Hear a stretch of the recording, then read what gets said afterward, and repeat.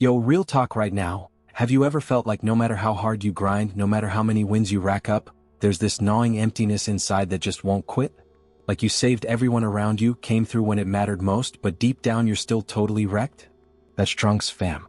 This dude literally traveled through time, bodied Frisia like it was nothing, warned everyone about the androids, and basically carried the entire future on his shoulders.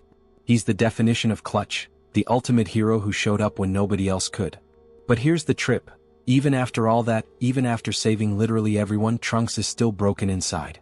And that's exactly what we're diving into today, because his story isn't just about power levels and epic fights.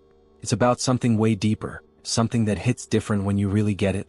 It's about trauma, survivor's guilt, and that crushing weight of being the one who made it when everyone else didn't. So buckle up, because we're about to unpack the psychology of Dragon Ball's most tragic hero, and trust me, this is gonna hit you right in the feels. You ready? Let's go. Hey, before we dive deeper into Trunks' mind, do me a solid real quick. Smash that subscribe button and drop a like on this video. Here's why you don't want to miss out. If Trunks' story is hitting you this hard already, imagine all the other anime psychology breakdowns waiting for you on this channel. We're talking about the characters who carry invisible scars, the heroes who win battles but lose themselves, the stories that mirror your own struggles. This isn't just about anime, fam, it's about understanding ourselves through the characters we love. So if you're vibing with this deep dive into why Trunks stayed broken even after saving everyone, then you definitely need to be part of this community. Hit subscribe, leave that like, and let's keep unpacking these mind-blowing psychological layers together. Trust me, you're gonna want to catch every single video. Now let's get back to Trunks. Alright, so let's talk about what makes Trunks' psychology so absolutely wild, because this dude's entire existence is basically one massive mirror reflecting back the darkest parts of trauma and loss. Picture this. You're growing up in a world that's literally been destroyed. Not like metaphorically destroyed, not like things are rough. I'm talking full-on apocalypse vibes. The androids have wiped out almost everyone, cities are in ruins, and every single day is just about survival. That's Trunks' childhood, fam. That's his normal. And here's where it gets real heavy. The only people he has left are his mom Bulma and Gohan, his mentor, his big brother figure, the one person who represents hope in this nightmare. So Trunks trains with Gohan, right? He's learning to fight, learning to be strong, learning that maybe, just maybe, they can turn things around. He's got this fire inside him because Gohan believes in him, and when someone believes in you like that, especially in the darkest times, it becomes everything. It becomes your reason to keep pushing. But then the unthinkable happens. Gohan dies. And not just dies, he dies fighting the androids while Trunks is unconscious, unable to help, unable to save the one person who mattered most. Imagine waking up and finding out that your hero, your protector, the person who gave your life meaning, is just gone. That's the moment everything breaks inside Trunks. That's the moment his psychology gets fractured in a way that never fully heals. Now here's what most people don't get about trauma. It doesn't just hurt you in the moment. It rewires your entire brain. It changes how you see yourself, how you see the world, how you process every single experience that comes after.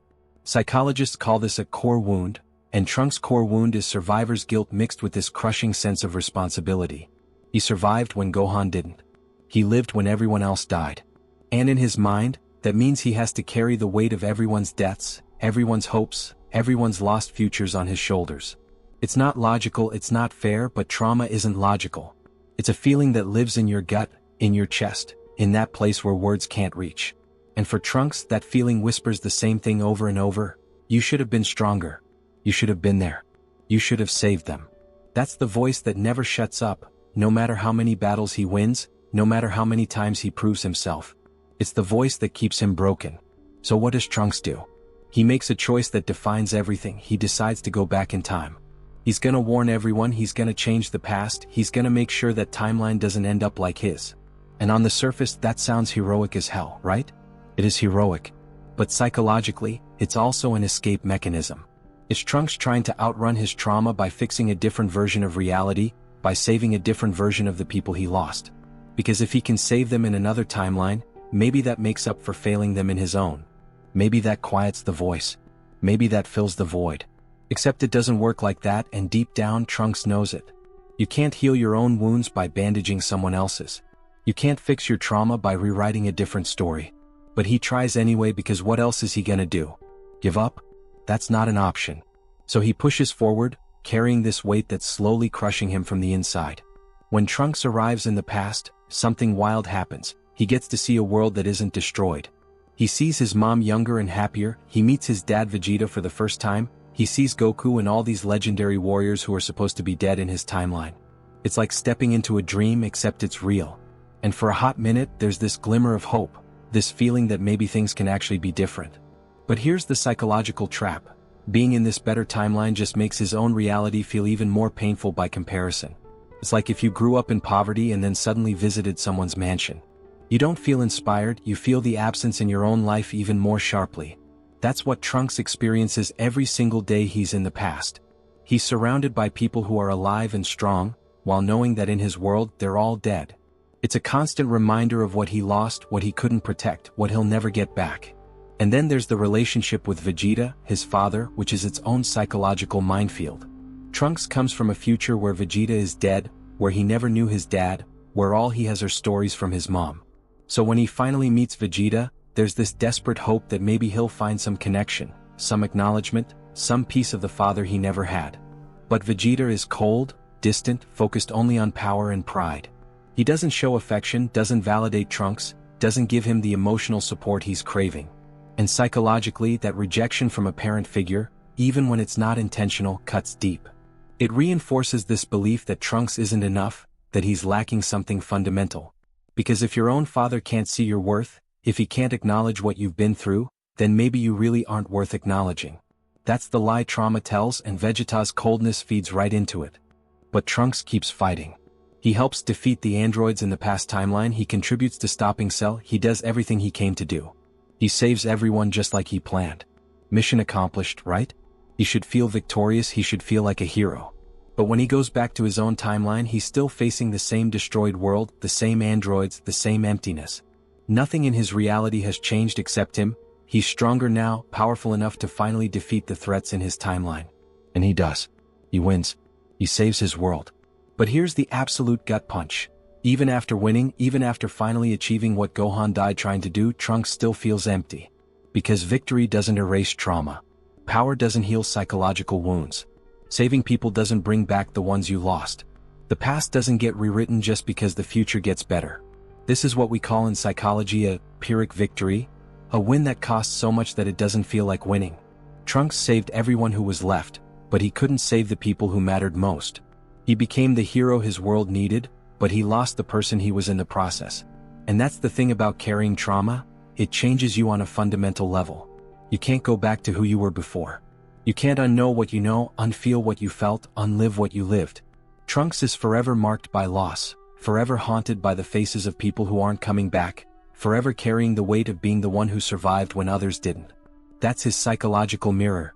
Every time he looks at himself, he doesn't see a hero. He sees someone who wasn't fast enough, wasn't strong enough, wasn't there when it mattered most. And no amount of later victories can change that reflection. What makes this so relatable, so devastatingly real, is that a lot of us carry similar weights.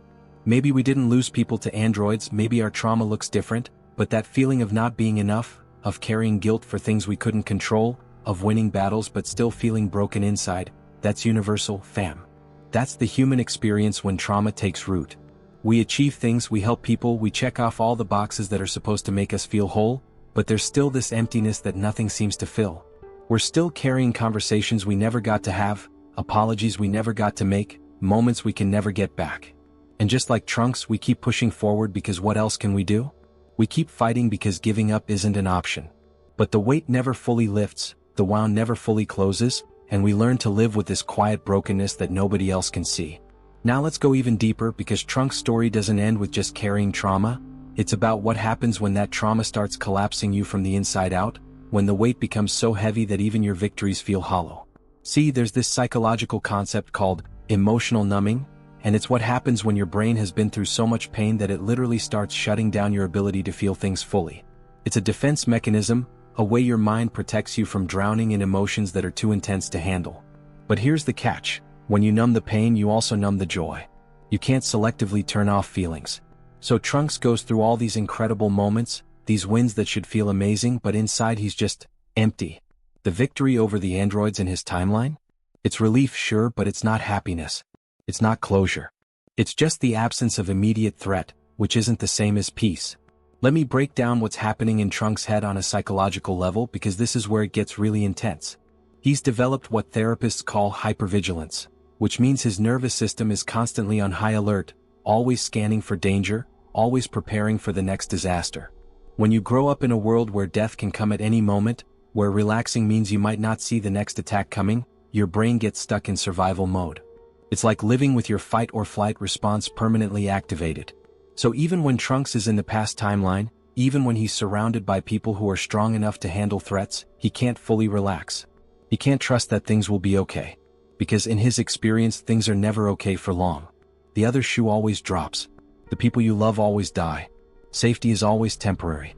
That's the lens he sees everything through, and it's exhausting.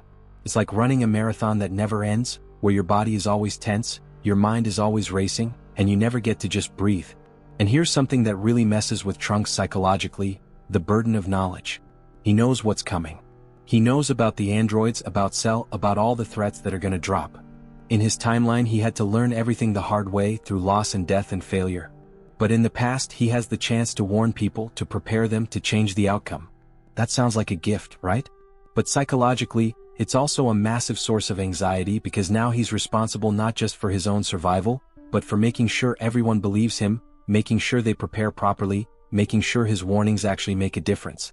If they don't listen, if they don't take it seriously, if something goes wrong, that's on him. At least that's how it feels to Trunks. He's carrying the weight of two timelines on his shoulders, and that kind of pressure doesn't just stress you out, it fundamentally changes how you relate to the world. There's also this really painful aspect of Trunks' psychology that doesn't get talked about enough. He's living with what's called ambiguous loss. See, in his timeline, everyone died. That's clear, that's definite, that's a loss he can grieve even though it's devastating. But in the past timeline, those same people are alive. He's interacting with versions of them who never experienced what he experienced, who don't carry the same scars, who don't even fully understand what he's been through. So psychologically, he's caught between two realities, one where these people are dead and he mourns them, and one where they're alive but they're not really his people, not really the versions he lost. It's like talking to someone who looks exactly like your best friend but has no memory of your friendship. They're familiar and foreign at the same time. And that messes with your head in ways that are hard to explain. You can't fully grieve because they're right there in front of you, but you can't fully connect because they're not the ones you lost. You're stuck in this liminal space of partial loss and partial presence, and it's psychologically destabilizing. Let's talk about identity too, because Trunks' sense of self is completely fractured. Think about it, who is he really? Is he the survivor from the apocalyptic future, forever defined by loss and struggle? Is he the time traveler who saved another timeline, the hero who prevented a disaster? Is he Vegeta's son, trying to earn recognition from a father who barely acknowledges him? Is he Gohan's student, carrying on the legacy of a mentor who died believing in him? The answer is all of these and none of these, because trauma fragments your identity. You become a collection of roles and responses rather than a coherent sense of self. Psychologists call this identity diffusion, and it happens when you've been through so much that you lose touch with who you are underneath all the survival strategies and coping mechanisms. Trunks knows how to fight, knows how to protect, knows how to endure. But does he know how to just be? Does he know who he is when there's no threat to face, no mission to complete, no world to save? That's the question he can't answer, and that uncertainty eats at him. What really amplifies Trunks' internal collapse is the isolation he feels. Even when he's surrounded by people, even when he's part of a team fighting together, he's fundamentally alone in his experience. Nobody in the past timeline can truly understand what he's been through. They can sympathize, they can imagine, but they haven't lived it. They haven't watched their world burn. They haven't held Gohan's lifeless body. They haven't spent years fighting a losing battle just to survive another day. And in his own timeline, after he defeats the androids, there's barely anyone left. His mom is there and she's amazing, but even she can't fully reach the parts of him that are broken. Because some wounds are too deep for even love to heal. Some experiences isolate you in ways that no amount of support can fully bridge. Trunks is trapped in his own head, in his own pain, and nobody can get all the way in there with him. That's loneliness on a level that most people never experience, and it compounds every other psychological issue he's dealing with. Then there's the physical manifestation of all this psychological damage.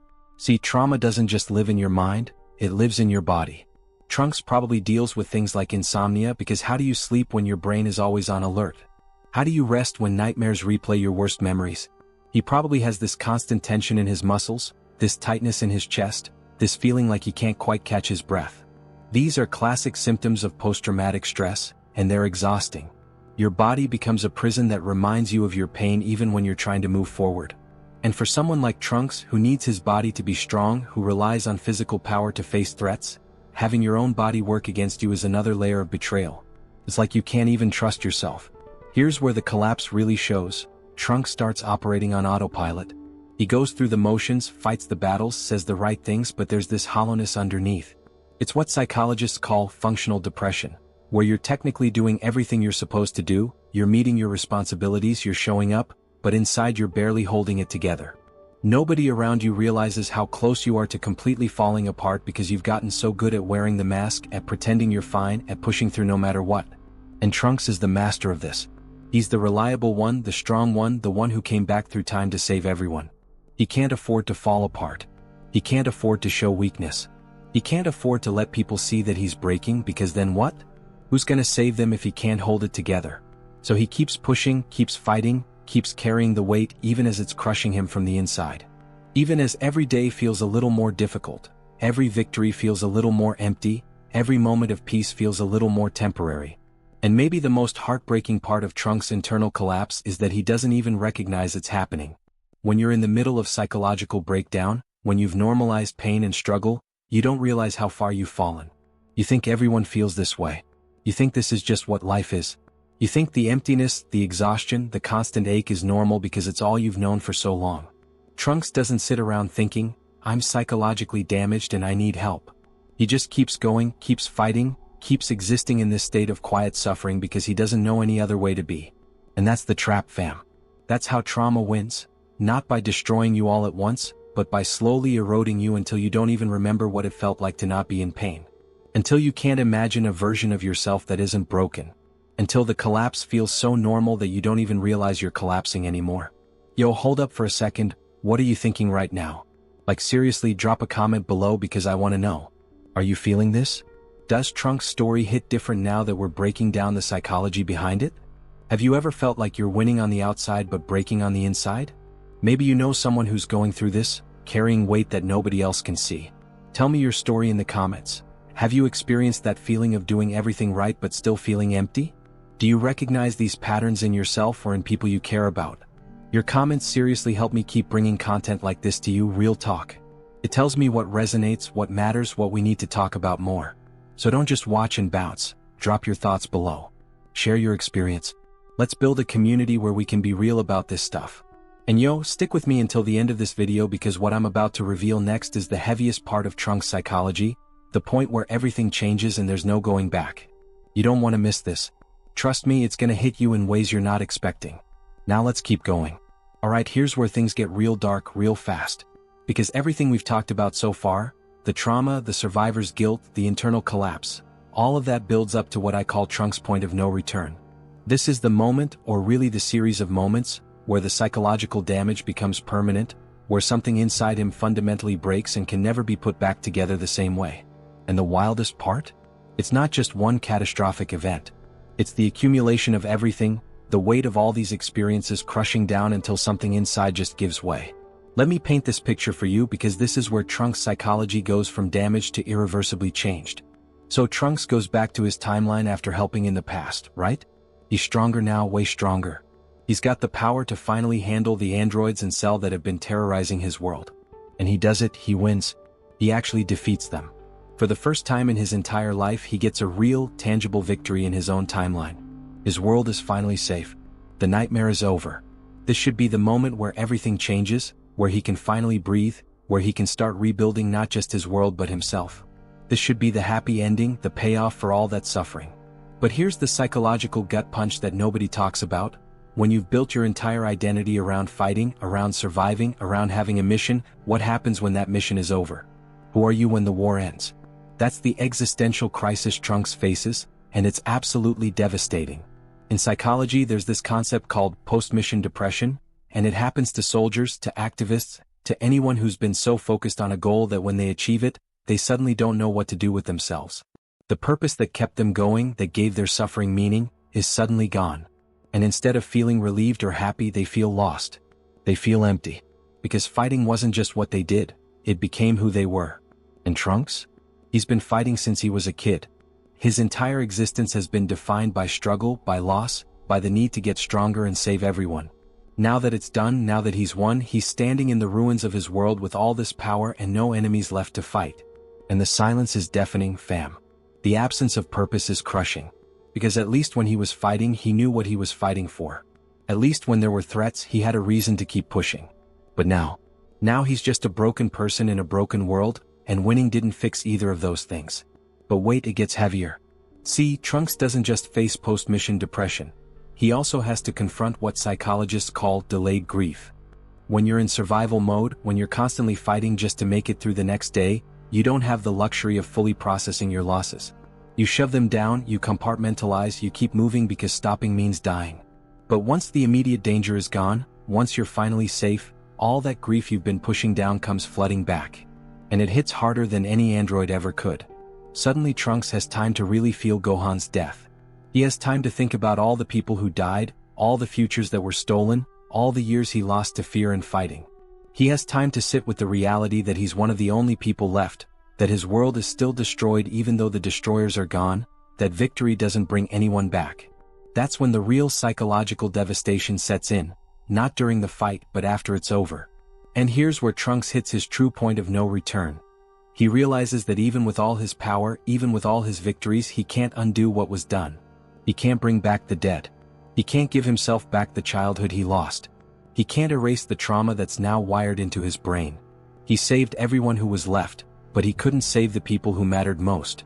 And that's a truth he has to live with for the rest of his life.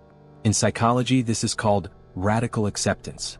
The moment when you stop fighting against reality and accept that some things are just irreversibly broken. Some losses are permanent. Some damage can't be repaired. And for someone like Trunks, whose entire existence has been about fighting to change things, about refusing to accept defeat, having to accept that he can't fix everything, is soul-crushing. It's the moment where hope dies and is replaced by something else, not quite despair but not quite peace either. It's this gray area where you keep living because you have to, but you're not really living. You're just existing. Now let's talk about something even darker, the psychological concept of moral injury. This happens when you do something or fail to do something that violates your core values and beliefs about yourself. It's different from guilt. Guilt is, I did a bad thing. Moral injury is, I am a bad person because of what I did or didn't do. And Trunks carries massive moral injury from his perceived failures. In his mind, he should have saved Gohan. He should have been stronger sooner. He should have stopped the androids before they killed so many people. Logically, he was just a kid, he did the best he could, none of it was his fault. But trauma isn't logical. Moral injury isn't rational. It's a deep wound to your sense of self, to your belief that you're a good person who does the right thing. And once that belief is shattered, it's incredibly hard to rebuild. Trunks can't look at himself in the mirror without seeing someone who failed, someone who let people down, someone who wasn't enough. And no amount of later victories changes that core belief about himself. There's also this really painful reality that Trunks has to face. He's fundamentally different from everyone around him now, and he can never bridge that gap. Even in the past timeline, even when he's fighting alongside Goku and Vegeta and the others, he's separate. He's marked by experiences they can't understand. He's carrying wounds they can't see. And in his own timeline, after he saves it, he's even more isolated because there's barely anyone left to connect with. He's become the thing that a lot of trauma survivors become, a ghost among the living. Physically present but psychologically unreachable. Going through the motions of life but not really participating in it. And the worst part is, he knows this is happening. He's aware that he's different, that something inside him is broken, that he can't feel things the way normal people do. But knowing doesn't help. Awareness doesn't heal. You can understand exactly what's wrong with you psychologically and still be powerless to fix it. That's the trap Trunks is in. He's smart enough to recognize his damage but too damaged to heal from it. Here's the revelation that really cements Trunks' point of no return. He realizes that he was never fighting to win. He was fighting to not lose more. And there's a huge psychological difference between those two things. Fighting to win means you're working towards something positive, something hopeful. Fighting to not lose more means you're in pure defensive mode, just trying to minimize damage, trying to keep more bad things from happening. That's a survival mindset, not a thriving mindset. And Trunks has been in survival mode for so long that he doesn't know how to switch to thriving mode even when the threats are gone. His entire psychology is built around preventing loss, avoiding pain, staying one step ahead of disaster. But when the disaster is over, when there's no immediate threat, that psychology doesn't have anywhere to direct itself. It just keeps running the same patterns, keeps bracing for impact, keeps waiting for the next shoe to drop. And that's exhausting, fam. That's a prison you carry with you everywhere you go. What makes this the true point of no return is that Trunks can see the path he's on, can see where it leads, and he still can't change direction. He's trapped by his own psychology, by patterns that are too deeply ingrained to break. He knows he's broken. He knows he needs help. But in his world, there are no therapists, no support systems, no resources for processing trauma. There's just him, his mom, and a destroyed planet that needs rebuilding. So he does what trauma survivors do, he keeps going. He rebuilds cities, he helps people, he tries to create a future worth living in. But inside, he's still that kid who watched Gohan die. He's still that teenager who fought alone against impossible odds. He's still that broken person carrying weight that no one else can see. The external world changes, but the internal world stays fractured. And that's the point of no return, when you realize that no matter what you accomplish externally, the internal damage is permanent. You learn to live with it, you learn to function around it, but you never fully heal from it. Some scars are too deep. Some wounds never close. Some parts of you that break never get fixed.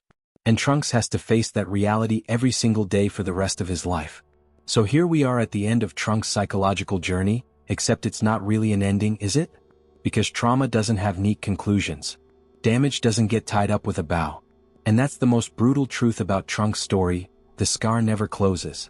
It's always there, always tender, always ready to reopen with the slightest pressure. See, what Dragon Ball doesn't show you, what they can't show you in a show about fighting and power levels, is what happens in the quiet moments. What happens when Trunks is alone at night and the memories come flooding back. What happens when he sees something that reminds him of Gohan and that wound tears open all over again. What happens when he accomplishes something amazing and there's nobody left alive who really understands the journey it took to get there. That's the real story of trauma, not the dramatic battles, but the everyday struggle to keep existing when part of you is permanently broken. And here's what's really messed up about Trunks' psychology: he becomes exactly what his trauma made him. He's the eternal protector, the one who's always ready for the next threat, the one who can never fully relax because relaxing feels like betrayal to everyone who died. It's like his entire identity has been consumed by his wounds, and he doesn't know who he'd be without them anymore. This is what psychologists call trauma bonding with your own pain. When your suffering becomes so central to your sense of self that letting it go feels like losing yourself. Trunks is the hero who saved everyone, sure, but he's also the victim who lost everything. And those two identities are tangled up so tightly that he can't separate them. His strength comes from his pain, his determination comes from his losses, his power comes from his desperation to never be helpless again. So even if healing was possible, would he take it? Would he give up the pain if it meant giving up the strength that came from it? That's the paradox he's trapped in, and there's no easy answer.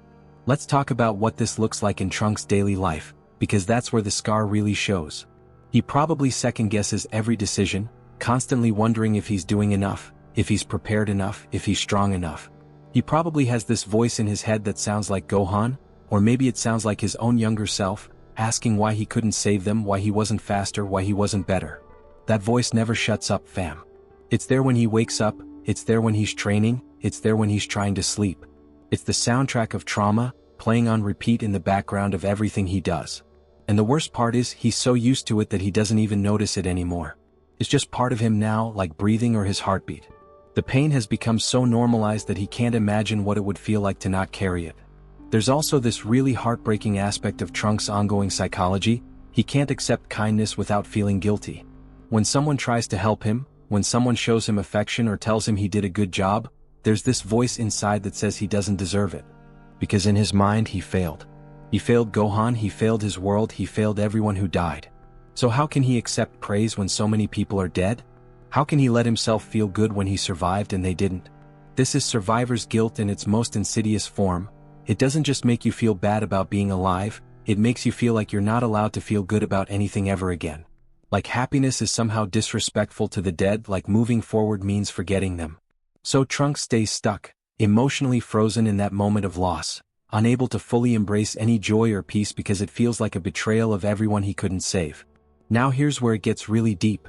Trunks' story is a mirror for all of us who carry invisible wounds. Maybe you didn't fight androids, maybe your trauma came from somewhere else, but that feeling of being broken while looking whole? That's universal. That experience of winning battles but losing yourself in the process?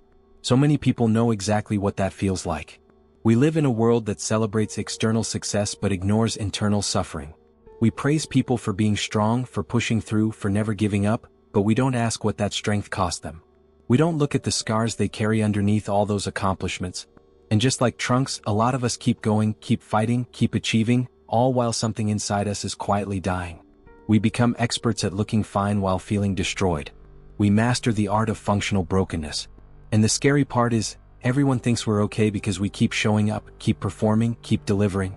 But inside we're barely holding it together. What Trunks teaches us, and this is the lesson that nobody wants to hear, is that some damage is permanent. Not everything can be fixed. Not every wound heals.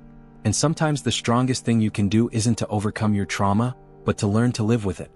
To accept that you're different now, that part of you is broken, that you're never going back to who you were before. That doesn't mean giving up. It doesn't mean stop trying. But it means being realistic about what healing actually looks like.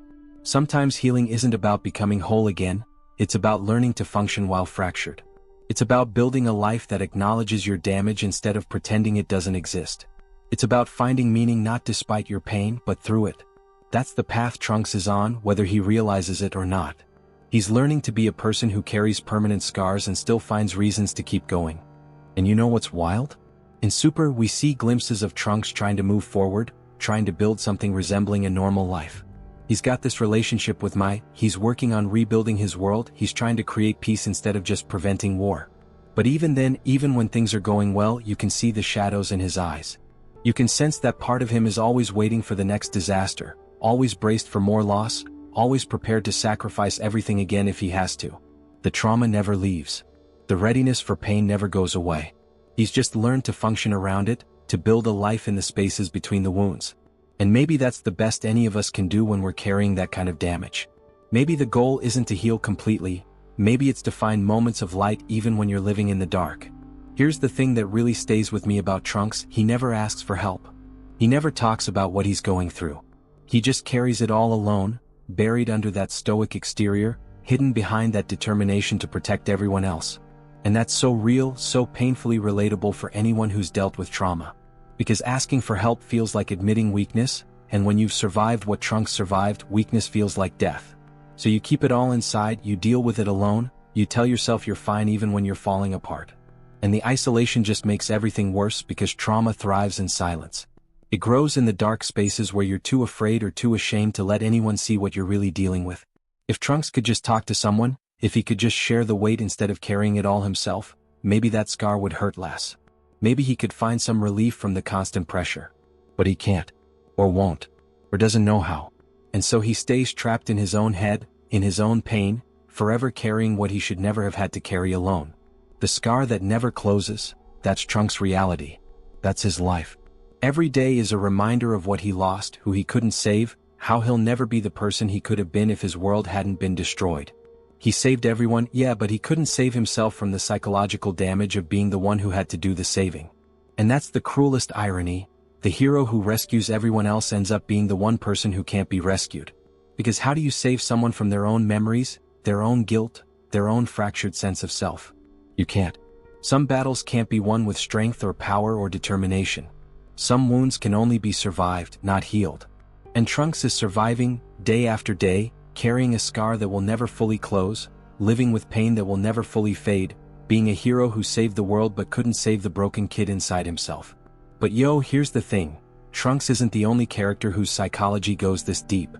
Dragon Ball is packed with characters carrying trauma, dealing with psychological damage, fighting battles that have nothing to do with power levels. And if this video hit you the way I think it did, if you're sitting there thinking about your own scars, your own struggles, your own hidden wounds, then you absolutely need to check out the next video on this channel. Because we're diving into another character whose psychological story will blow your mind. Someone whose damage runs even deeper than you realized, someone whose trauma shaped the entire series in ways nobody talks about. I'm talking about psychological breakdowns that make Trunks look stable. I'm talking about character analysis that'll completely change how you watch Dragon Ball.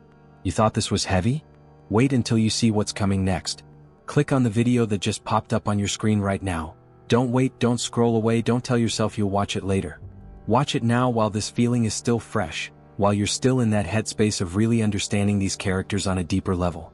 And if you made it this far, if you stayed with me through this entire journey into Trunks' psychology, then you're exactly the kind of person who needs to be subscribed to this channel. We're building something special here, a community that understands that anime isn't just entertainment, it's a mirror reflecting our own struggles, our own pain, our own journey towards survival. So hit that subscribe button, join the community, and let's keep exploring these psychological depths together. I'll see you in the next video. Fam, stay strong, keep fighting your own battles, and remember, having scars doesn't make you broken. It makes you a survivor.